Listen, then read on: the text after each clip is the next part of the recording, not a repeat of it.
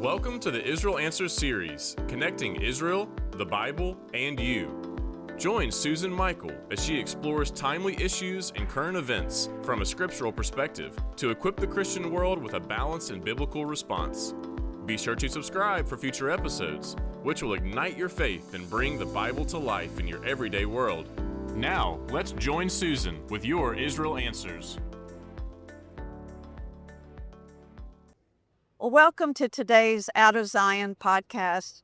I'm your host, Dr. Susan Michael, and it's a real privilege today to have a dear friend, longtime colleague in Jerusalem, working in support of Israel. And so I want to welcome to us today, Chris Mitchell. Susan, great to be with you. Chris, I've been around so long. I remember when you arrived in Jerusalem, Yeah. You established the CBN Bureau there. Yeah. In the year 2000, and you now serve as the Middle East Bureau Chief for the Christian Broadcasting Network. Right.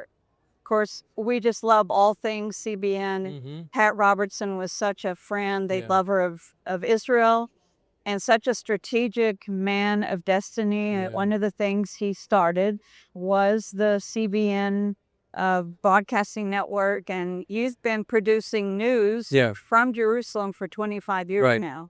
So I'm sure everyone in our audience has seen you and has really benefited from your coverage of all the current events and everything in Israel.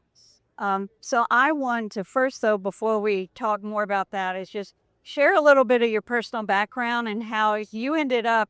That's a wonderful place to be the bureau chief in Jerusalem. Tell us how that came about. It's an amazing place to be, and it started in 1996. I'm sure it started even before that, but in 1996, for the first time I came to Israel, I fell in love with the land. I fell in love with Jerusalem and the people, thinking my one regret was that Liz, my wife, and 3 children weren't with me, because you can tell stories, you can send photos or videos, but it's not the same as being there. Not in realizing that 4 years later we would be there. And then in the next year, I came back on a second time on assignment, and I went to a message from Derek Prince, a late friend of yours as well, and the great Bible teacher. And he shared a story that in 1948 he was getting out of the British Army. And he said that he was telling an elderly Jewish woman that he wanted to live in Jerusalem. And she said, well, Derek, Jerusalem, you don't choose Jerusalem. Jerusalem chooses you. And when he said that, it literally pierced my heart. And I thought, Lord, are you choosing us? Well, the next year they put out an assignment of volunteers for start a bureau in Jerusalem. And I was the only one to volunteer. And Michael Little, our dear friend, in 2000, May 2000, he saw me on the 3rd floor of the headquarters building at CBN, and he said, get ready to go to Jerusalem. So we came there in August of 2000. Liz, Philip, Kathleen, and Grace. They were 16, 11, and 8. And 5 weeks later, the Second Intifada began.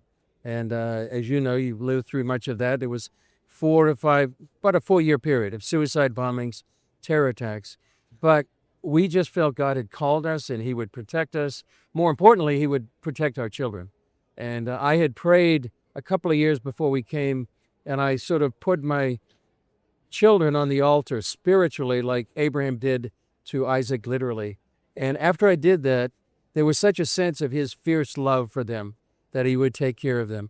So when the bus bombs went off, the suicide terror attacks, it was an anchor to our soul that he would not only protect us, but protect them. I can't imagine having just moved to Jerusalem with 3 children and be there for those suicide bus bombings. It was a very traumatic time. You never knew where the next one would be, where you might be standing next to the bus. You might not even be on the bus, or your kids could be on the bus. So I can't imagine. What an introduction. Your father. As Wayne Hillsden, our friend, he said, we got thrown into the deep end of the pool. We did. But the Lord was there, and it was living out Psalm 91, that he that dwells in the secret place of the Most High shall abide under the shadow of the Almighty. We just felt God would protect us. And Liz and I never had that conversation. You might have expected, well, it's too dangerous. It's just too much. We never had the conversation because we just felt God had called us and he would take care of us. That's wonderful. Yeah. Well, Chris, you've been in a very privileged position there in Jerusalem, and you've seen a lot of current events, a lot of wars, terrorism. You've seen the good, the bad, and the ugly. Yeah. And tell us, what kind of sticks out in your mind as a couple of those just amazing memories in your time there? Well, obviously the Second Intifada is our introduction to the land. And then there was a whole series of major stories throughout that time. The disengagement in 2005, we were there in Gaza talking to many of the Jewish people that set up, farms and greenhouses for years, decades. And we saw them, the tragedy of them having to leave, which actually set the stage for October 7th. That was a big one. 2006, Second Lebanon War. And then the successive wars with Hamas, 2008, 9, 14, 12, 14, 21. All a prelude to what was October 7th. In that time, though, we've seen prophecy unfolding.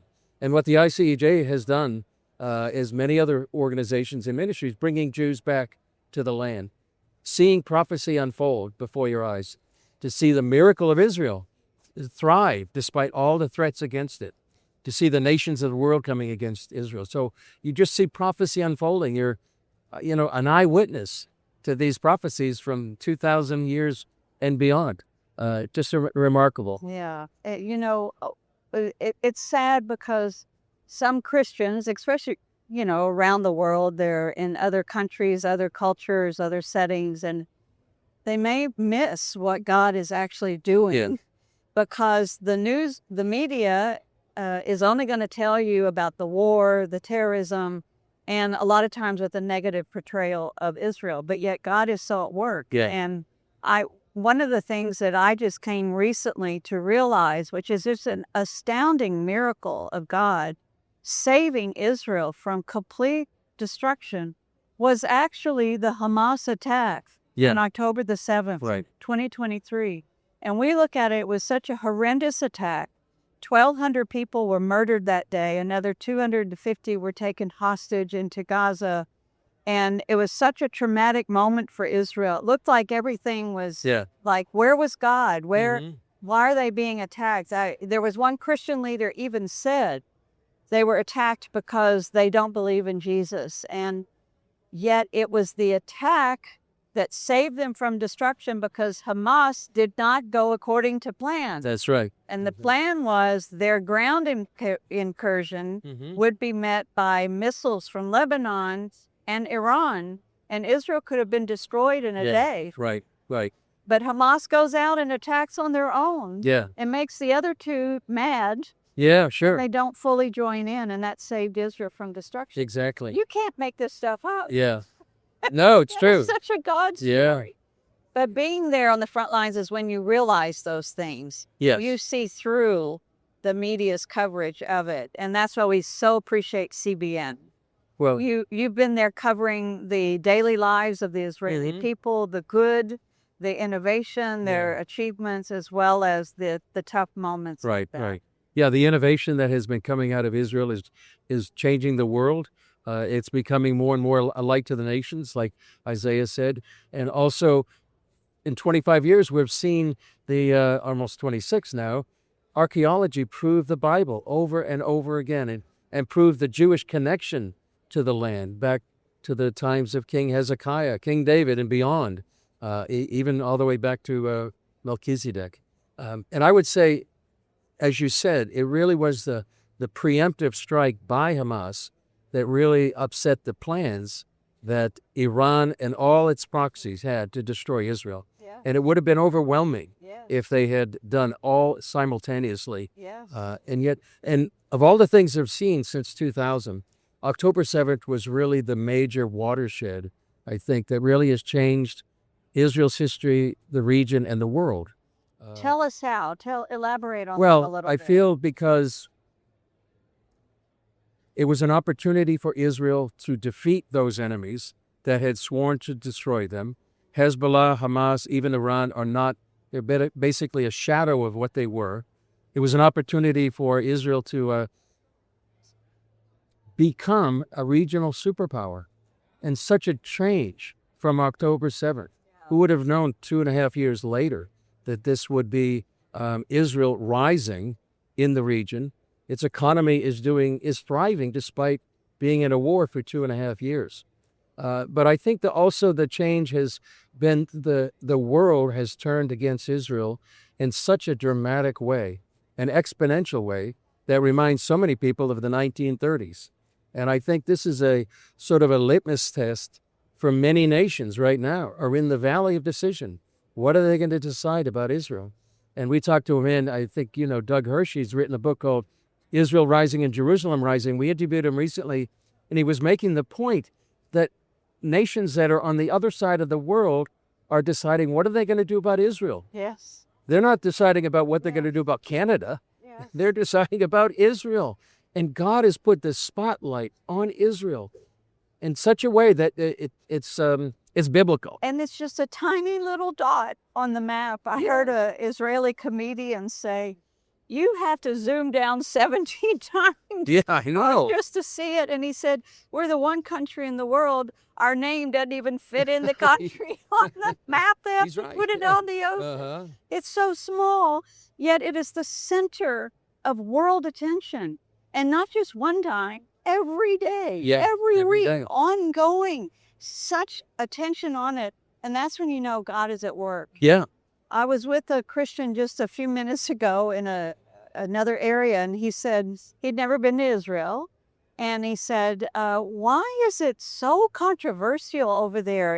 If that's the land where Jesus was born, Yeah. why is it so controversial? I said, because that's the land where Jesus was born and where he's It's coming returning back, to. exactly. Yeah. And the battle is all against stopping the return of Jesus to that land, because that day is the end of evil. That's right. Evil is That's right. demise, and so evil is doing everything it can to fight and Yes. to prevent that Yeah. day. And you have been on the front lines and still are. You Yeah. could be on the front lines the day that happens. Wow. Well, that would be what an Wouldn't honor. that be exciting? Oh, I mean, that's the second coming headlines that everyone talks about. I mean, what an honor that would be.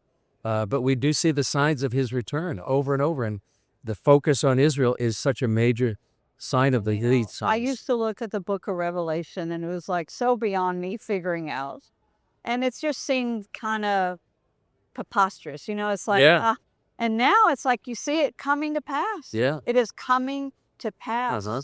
And so fast. That's why what you do is so important, to help people understand Israel right now. Yes. Understand what Christian Zionism all about. It's Exactly. become such a pejorative term, but it's really a simply understanding that God is bringing back his people to the land of Zion. Right. But what you do, ICEJ does over the decades is so valuable. Thank you, Chris. And what you're doing now is along those same lines. Yeah. So let's talk about the new series that you Uh-huh. put together and why you're doing that. And Well, last August, we marked 25 years. We came in August 17, 2000. So it was 25 years that we had been reporting. And so my sense was, well, let's do a video series on all the things we've reported on for 25 years. It's just the ones we've talked about, the disengagement, the wars, the archaeology, and the focus on Israel. But the more I thought about it and prayed about it, I thought it's important to do something to counteract the lies and the misinformation that is coming from not only the left, but also the right now. And to help pastors and Christians have a biblical foundation, a prophetic foundation, a historical foundation of why Israel matters, and to counter all the accusations that have come against Israel, especially since October 7th. Are they committing a genocide? Is it an apartheid nation? Are the Jews of Israel today, are they the same Jews as the Jews of the Bible? right. So the 7-part series is now called Israel Under Fire, History, Prophecy, and What You Need to Know. And it has 7 parts, and it starts off with Abraham to today's headlines. And we went up to Elon Moreh, where God first appeared to Abram in the land of Canaan, and he promised him the land. And so that's where we start. That's really the foundation of Israel today, is that promise to Abram about 30,000, more than 3,000 years ago. So we start there, that is so important to understand today's headlines. We interviewed Eric Steckelbach. We interviewed Ambassador Mike Huckabee. We interviewed Rabbi Ken Spiro. He's a Jewish historian about that particular segment. Then we go on to October 7th and the battle for truth. October 7th, as we've talked, is like a demarcation of truth and lies and misinformation. We talked to a couple of survivors of October 7th, one who survived the Nova Music Festival.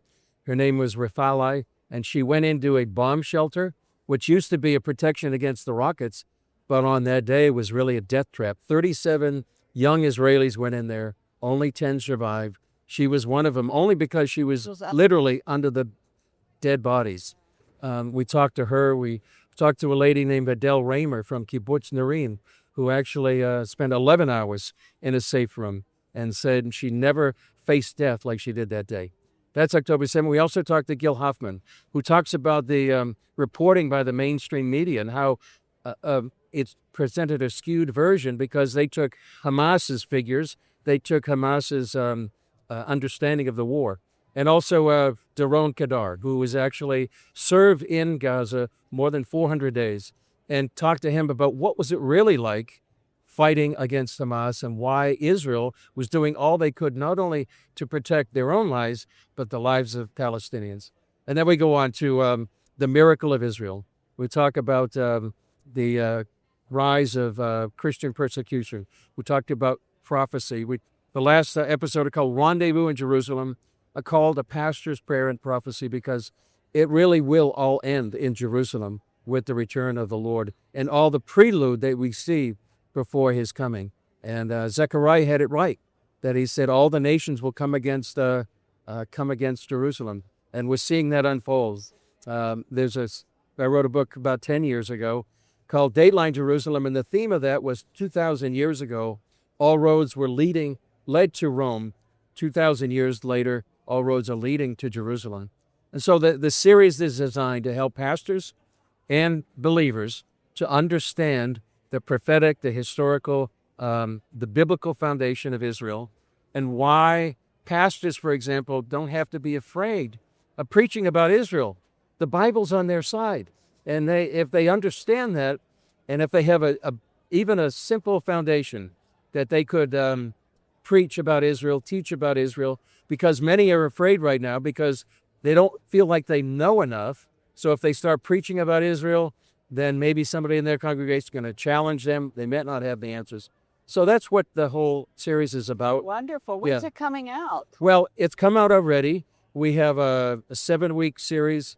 We put some of the videos on. It's a live Zoom Q&A that we have. And then it's going to be released in probably the spring. And if people want to know more about it, they go to chrismitchellnews.com. It's all chrismitchellnews.com. It's a project I'm working on with the blessing of CBN, but it's not a CBN project. Okay? We'll be sure and put that URL in the show notes for today's show. But that's great. It's exciting because we really need to equip our pastors. Yes. And that's your heart. That's really why you're doing this. We want to help them to understand. I can't imagine a pastor that doesn't get the Israel piece. Yeah, sure. How they even are able to preach the Bible, because the Bible just makes so much more sense when you understand the role of Israel and the Jewish people and how that's so connected to what's happening today. Yeah, right. And before our very eyes. And part of that is replacement theology, this understanding that the church has replaced Israel, so every time you see Israel, well, put the church in there. But it's as Ambassador Huckabee said, it's just not right. And if you understand that piece, the Bible makes a lot more sense. Well, Chris, we hope to partner with you in getting this out to pastors in any way that we can be a part. Of course, we work very closely with CBN, and we have for decades, both in Jerusalem with you and both here in the United States with Gordon and Regis University. And so we feel like family. I agree. You've got your specialty in the news. But, we feel like we're family. And so we appreciate you coming on today and being a real honor of our show and sharing your story with our audience. Thank you. So do you have any final word you want to share, after a lifetime of in this, what would be your encouragement to our listening audience? This is a time I think we all need to go closer to the Lord. These are going to be perilous times. They are already, but if we believe the Bible, they might get even worse. And so I believe it's a time to draw close to the Lord to your family, to your community, to your church, to be rooted and grounded in the Word, rooted and grounded in love, and to be like the sons or daughters of Issachar who understood the times, to really see the Bible and see current events and interpret them and how to understand them. And I would say, keep in the Word, stay in the Word during these times. That's going to be indispensable. Perfect word for our audience. So thank you so much, Chris, and thank you so much for listening in today. Please check out our show notes for today's show to be in touch with Chris and to be able to see the series that he's putting out soon. So God bless you. Hey, just give me one more minute. I want to offer you one of our free resources. We have wonderful resources in our show notes. And if you go to our website at icejusa.org/show notes, you'll find links for a number of our free offers. We have downloadables to help root you in Scripture, help you to understand the issues surrounding Israel and the importance of Christian support for Israel. And don't forget, please follow us on Facebook, YouTube, and LinkedIn, and stay connected. Thank you, and God bless. We hope you have enjoyed this episode of Out of Zion with Susan Michael. Be sure to subscribe to Out of Zion now on Apple Podcasts, Spotify, YouTube, Pray.com, Salem One Place, Salem Life Audio. Out of Zion with Susan Michael is a production of ICEJ USA. All rights reserved.